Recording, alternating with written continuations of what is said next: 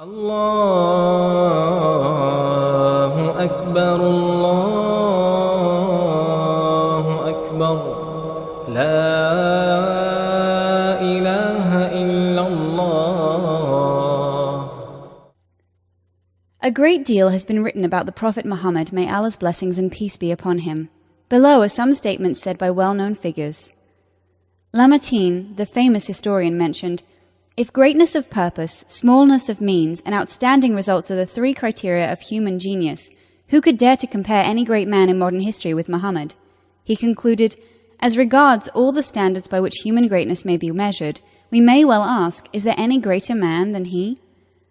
In his book, The 100, a ranking of the most influential persons in history, Michael H. Hart stated, "My choice of Muhammad to lead the list of the world's most influential persons may surprise some readers and may be questioned by others, but he was the only man in history who was supremely successful on both the religious and secular levels." Hart concluded that, "It is this unparalleled combination of secular and religious influence which I feel entitles Muhammad to be considered the most influential single figure in human history." In his book, The Genuine Islam, Sir George Bernard Shaw said, "I believe that if a man like him were to assume the leadership of the modern world, he would succeed in solving its problems in a way that would bring to this world much-needed peace and happiness." Shaw added that, "He was by far the most remarkable man that ever set foot on this earth.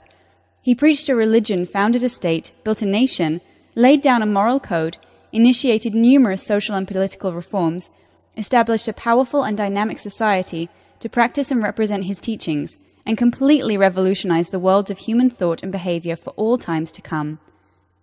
Mahatma Gandhi pointed out, "I become more than convinced that it was not the sword that won a place for Islam in those days in the scheme of life.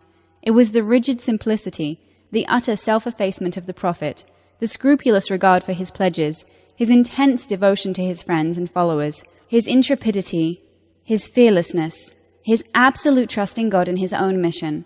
Wolfgang Goethe, the famous European poet, believed that he is a prophet and not a poet, and therefore his Quran is to be seen as a divine law and not as a book of human being, made for education or entertainment. The Encyclopaedia Britannica, Volume 12, cited, "A mass of detail in the early sources show that he was an honest and upright man who had gained the respect and loyalty of others who were likewise honest and upright men. Muhammad is the most successful of all prophets and religious personalities."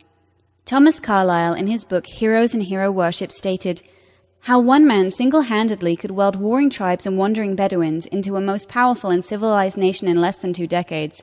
The lies, Western slander, which well-meaning zeal has heaped round this man, Muhammad, are disgraceful to ourselves only."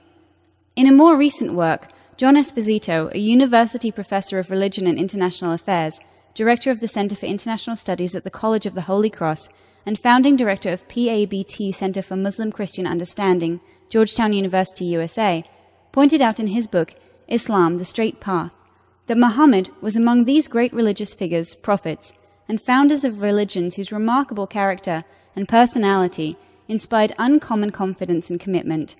His phenomenal success in attracting followers and creating a community state that dominated Arabia could be attributed not only to the fact that he was a shrewd military strategist, but also the fact that he was an unusual man.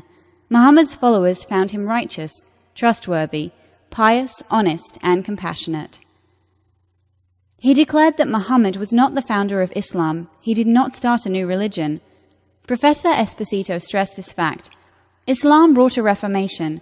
It was the call once again to total submission, Islam, to Allah, and the implementation of his will as revealed in its complete form one final time to Muhammad, the last or seal of the prophets. Thus for Muhammad, Islam was not a new faith but the restoration of the true faith.